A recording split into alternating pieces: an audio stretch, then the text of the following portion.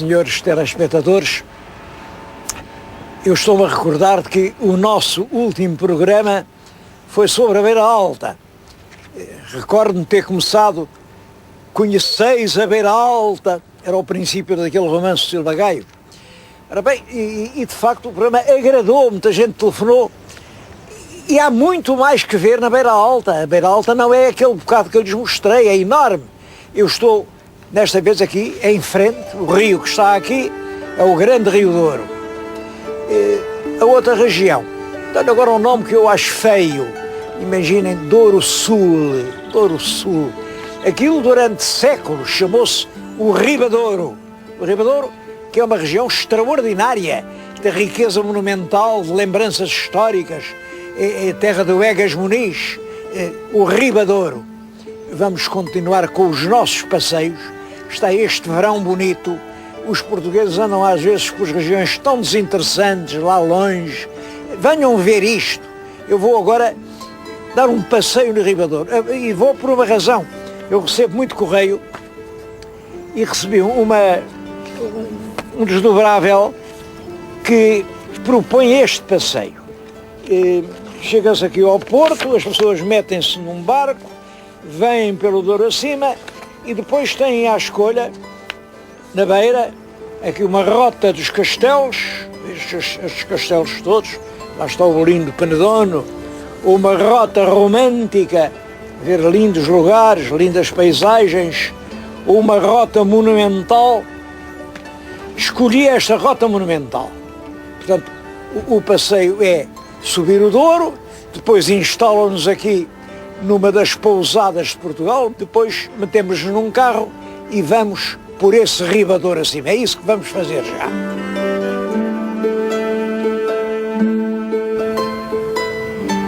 Saímos da pousada, vamos por uma estrada que vai junto ao Rio Douro e de súbito vemos logo o primeiro grande monumento.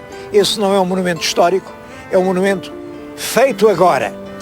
A Ponte Nova sobre o Douro tem mais de 120 metros de altura, é uma das maiores pontes que há em Portugal e eu acho importante chamar a atenção para isso, porque há agora muitos portugueses que dizem nunca mais se fez nada.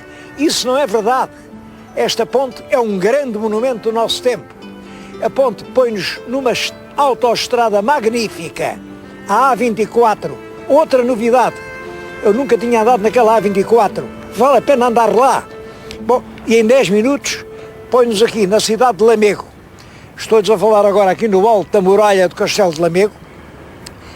Lamego é, por muitas razões, uma das mais significativas, uma das mais emocionantes cidades da história portuguesa e uma das mais antigas. Como sabem, toda a povoação que tinha um bispo era considerada cidade. Ora, já há bispo de Lamego no século V. Isto quer dizer que Lamego é cidade há mais de 1500 anos. Bom, e teve um papel muito importante. Foi uma cidade visigótica notável. Aqui cunhava-se moeda dos reis visigodos. Depois foi uma cidade moçárabe, ou árabe mesmo. Havia aqui uns valis, eram assim uma espécie de pequenos reis que governaram aqui. E ao mesmo tempo havia cristãos, porque havia conventos cristãos. E isto é importante. Esta cidade aqui era ao mesmo tempo moura e era cristã. Uma terra profundamente moçárabe. Bom, depois isto está ligado, olhem, por exemplo, com a grande figura de Egas Muniz. Egas Muniz, em Novo, era tenente do Castelo de Lamego. Bom, tenente vem do latim, do verbo tenere, que é ter, possuir. Portanto, tenente era o que tinha Lamego. Depois teve aqui um papel importante em Lamego, houve aqui uma revolta e ele prendeu os reis de Lamego e eu até estou convencido de que aquele famoso baixo relevo que está lá em Paços de Sousa e que dizem que é ele naquela história de se ir apresentar ao rei de Leão, não é nada disso. Isso representa apenas esse passo heroico da vida de Egas Muniz de vir aqui submeter a cidade de Lamego. Bom, Lamego tem muitas outras coisas. Olhem, aqui é que foi o berço onde nasceu o vinho do Porto. Os vinhos de cheiro melhores que havia em Portugal no século XVI, no tempo do rei Dom Manuel, eram os vinhos de Lamego. Exportavam-se para toda a parte. Há um escritor que fez um livro muito interessante, que é o Rui Fernandes, que faz a descrição do aro em volta da cidade de Lamego e diz todas as castas de uvas, faz o elogio do vinho e não há dúvida nenhuma, é daqui que nasce essa coisa prodigiosa que vai acompanhar a história durante séculos, que é o vinho do Porto. Desce daqui até lá abaixo à Régua, depois é levado pelos barcos rabelos da Régua até Gaia e até ao Porto, e nasce aqui o vinho do Porto. Bom, e há lendas, eu gostava de lhes contar a lenda da princesa Ardinga. Ardinga era uma princesa moura, vivia aqui no castelo, com o pai. O pai é que era o chefe do castelo no tempo dos mouros. Mas a princesa apaixonou-se por um cavaleiro cristão.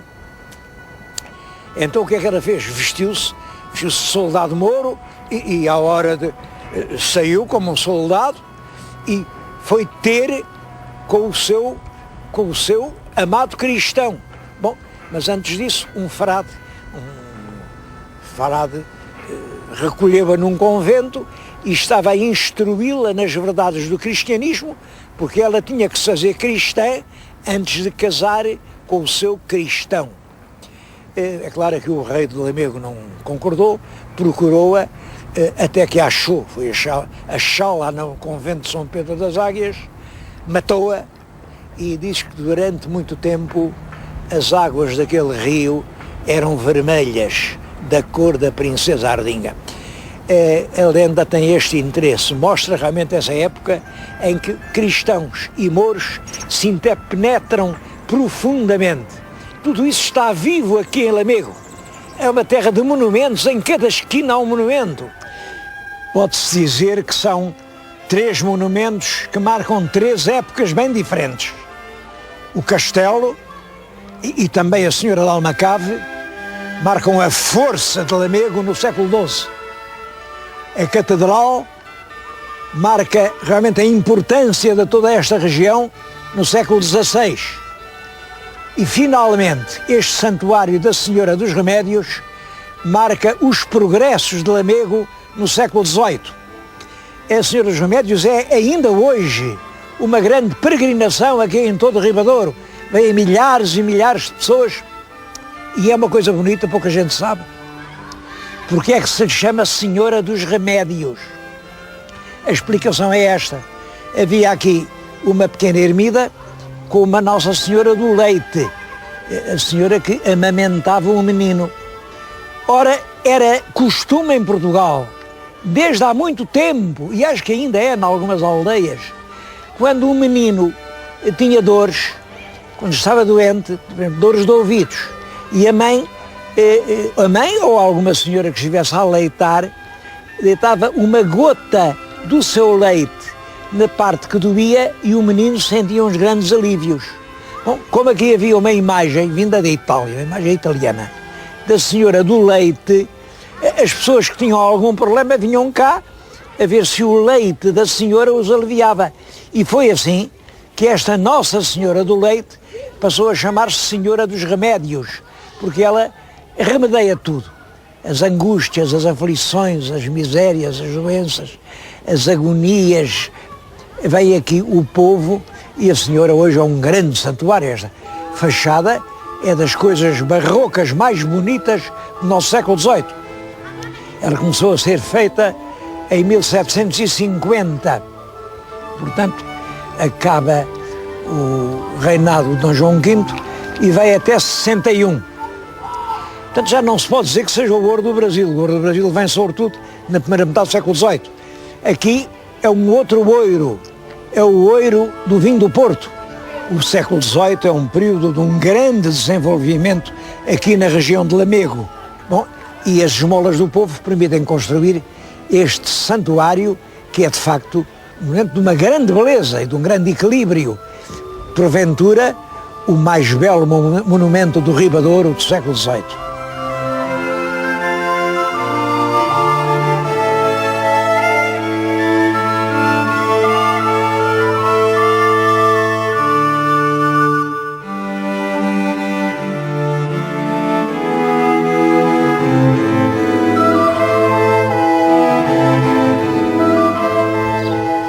Muito perto de Lamego fica a vila de Britiande.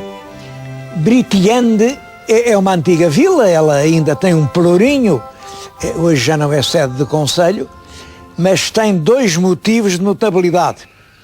Bom, a terra foi fundada pelo Egas Muniz, isso não há dúvida nenhuma. Sabe-se que é o aio do rei Dom Afonso Henriques quem criou esta vila. Aio quer dizer, ele era o grande fidalgo que foi incumbido de criar o príncipe desde pequenino, o Dom Afonso Henriques. Depois, pela vida fora, foi sempre o principal conselheiro do primeiro rei de Portugal. Ora bem, há uma tradição muito antiga, de que a casa onde Egas Muniz criou o menino Dom Afonso Henriques foi esta que está na nossa frente. Eu não sei se isto é verdadeiro, se não. É possivelmente uma lenda, mas que Egas Muniz viveu aqui é um facto. Se aqui criou ou não o Dom Afonso Henriques, para mim parece muito duvidoso. Bom, mas há uma outra razão para considerar Britiande uma terra notável, e eu vou dizer qual é.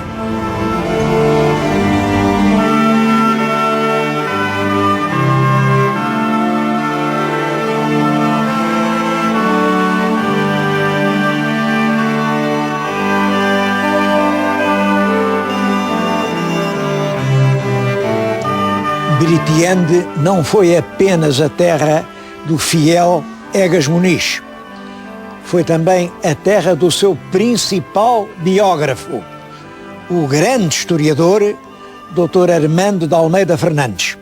Eu estou aqui a falar, a lápide comemora o seu nascimento, nasceu em 1917, morreu em 2002, é portanto nosso contemporâneo.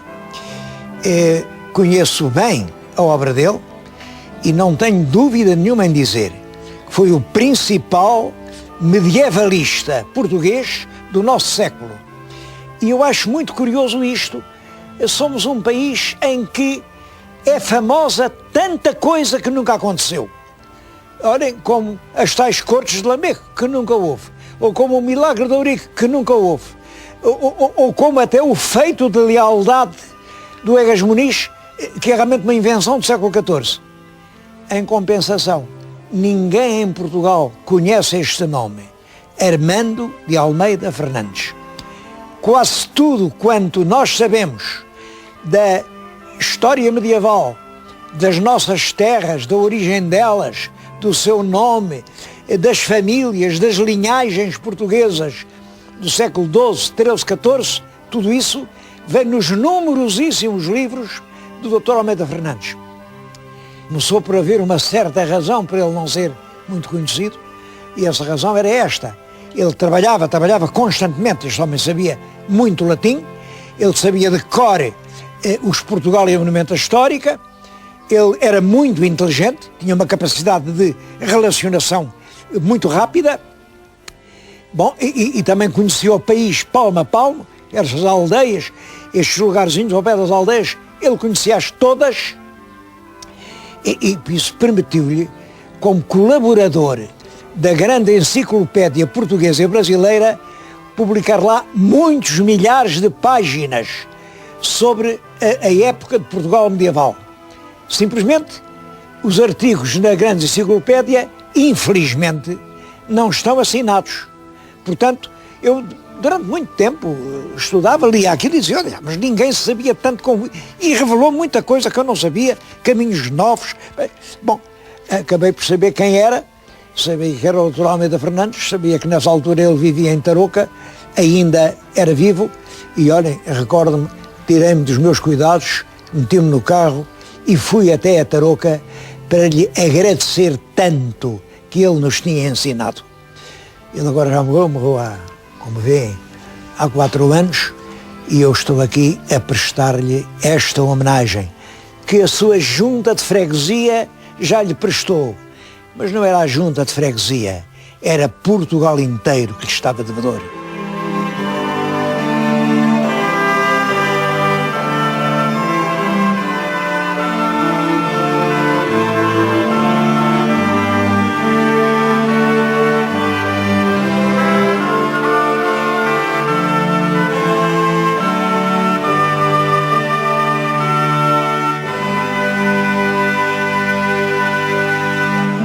A poucos quilómetros de Bretiande fica uma aldeia extremamente interessante, a Ucanha.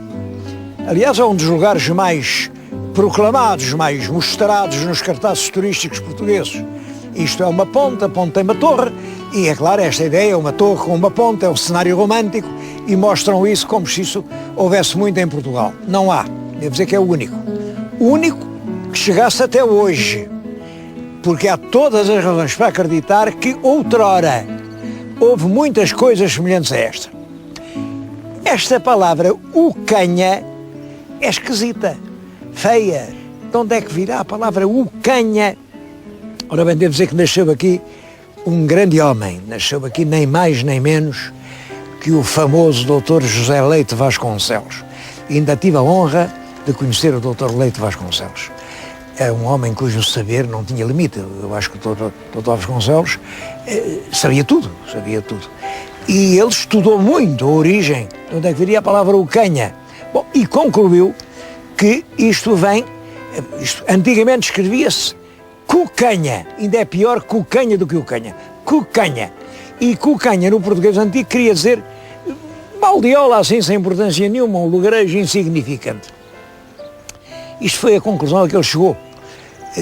E eu acho que não houve ninguém que voltasse a estudar o assunto com tanta profundidade, portanto acredito no que diz o grande Dr. José Leite.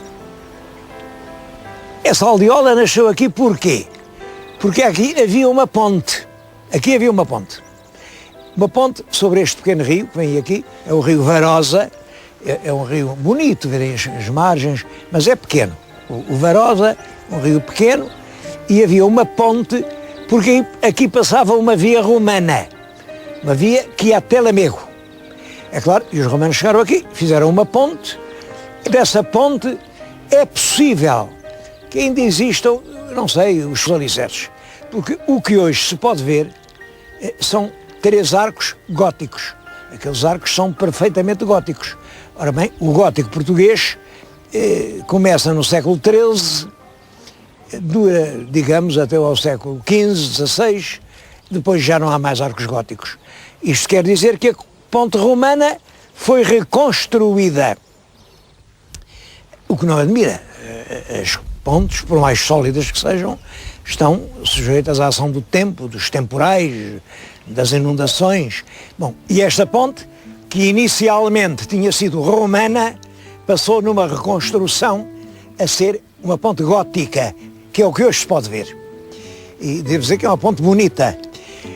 Alguém, e isto ainda antes do gótico, porque no século XII, em 1135, já há uma referência a uma torre que estava aqui junto da ponte.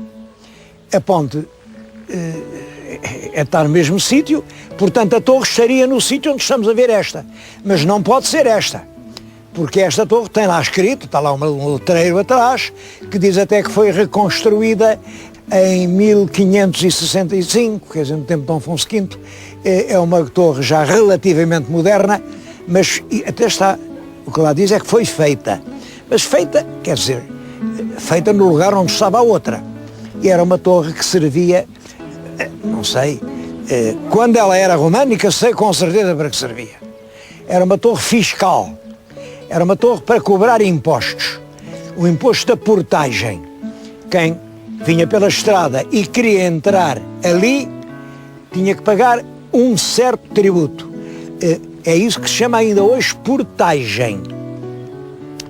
Mas porquê é que ali se pagava portagem?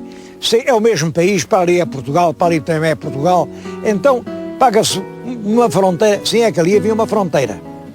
Isso é importante. Ali começava um coto, o coto do mosteiro, um grande mosteiro, o coto do mosteiro de Salzedas. E quem queria entrar no coto tinha que pagar algum tributo. Penso que era para isso que servia aquela torre. Depois o rei Dom Manuel, já no século XVI, acaba com esses tributos das pontes, com essas portagens. O rei Dom Manuel modernizou muito a administração em Portugal. Como vêem, esta aldeia da Ucanha permite reconstituir grandes períodos e grandes épocas da história portuguesa. Além disso, a paisagem é realmente muito bonita e os dois monumentos têm imenso pitoresco.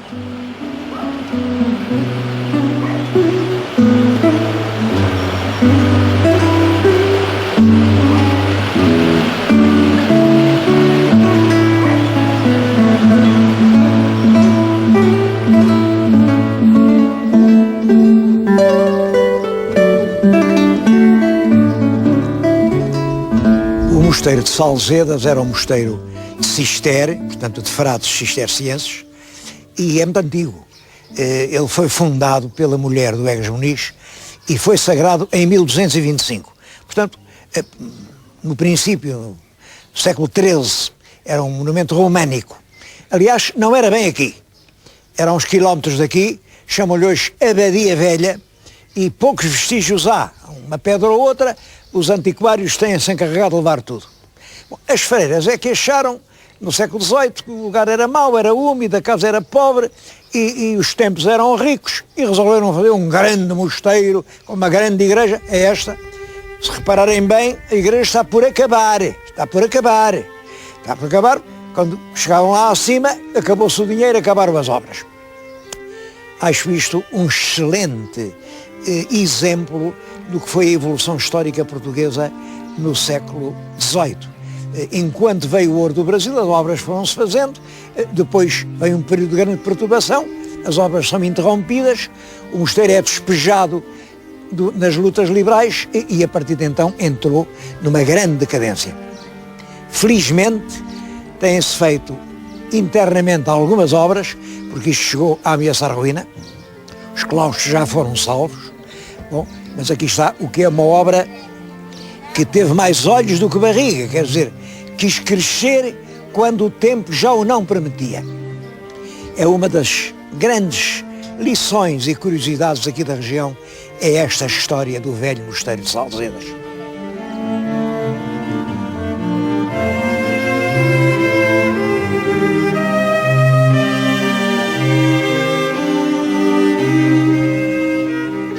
Senhores telespectadores, como veem, já estou a falar depois do pôr do sol. Acabou o sol e acabou o passeio. Eu interrompi-o diante do mosteiro de Salzedas a apontar para aquela fachada que ficou incompleta. A fachada estava em construção, mas acaba o dinheiro do Brasil. Depois, perante as invasões francesas, o rei vai-se embora, vem a Revolução Liberal, os frades são expulsos e o país entra numa nova fase da sua história. É a fase dos barões. Os barões, as pessoas que têm algum dinheiro, porque está a começar o comércio, é a altura em que o vinho do Porto já está a fazer muita gente rica. Bom, e aqui estamos diante do Palácio de um Barão. Era de uma família que enriqueceu com o vinho do Porto, família Borges Cabral. E isto que agora estão a ver está ligado com outro capítulo da história. O palácio tem em cima uma pedra de armas, é a pedra de armas de uma das pessoas mais polémicas, mais ou bem ou mal julgadas, mas muito condenadas, do fim da monarquia em Portugal, o conselheiro José Maria Alpuim. Há quem diga coisas muito más, eu não vou dizê-las, só digo o que é absolutamente verdadeiro. José Maria Alpuim era um homem de talento, muito jovem, olha, foi nomeado aqui administrador deste conselho, logo a seguir administrador de Lamego, e ainda impõe-se, é deputado, vai para ministro da Justiça. É ministro do rei Dom Carlos em 1906, mas há uma recomposição ministerial e ele não entra no novo governo. Com isso, faz-se republicano e no princípio de 1908, portanto, menos de 2 anos depois, está a preparar uma revolta contra o rei para implantar a República. A revolta é chamada Revolta do Elevador, a revolta que foi descoberta há tempo, e ele fugiu para Salamanca. Eu penso que grande parte desta grandeza que hoje se vê se deve a José Maria Alpuim e, portanto, é o último capítulo da história da monarquia em Portugal. A monarquia acaba no tempo dos barões. Hoje, uma grande parte dos palácios onde eles viveram são pousadas como esta, onde qualquer pessoa pode vir passar o seu fim de semana e num passeio como o que eu acabo de dar e que ficará inesquecível para mim. Um passeio que faz reviver toda a história deste grande e velho país que nós somos.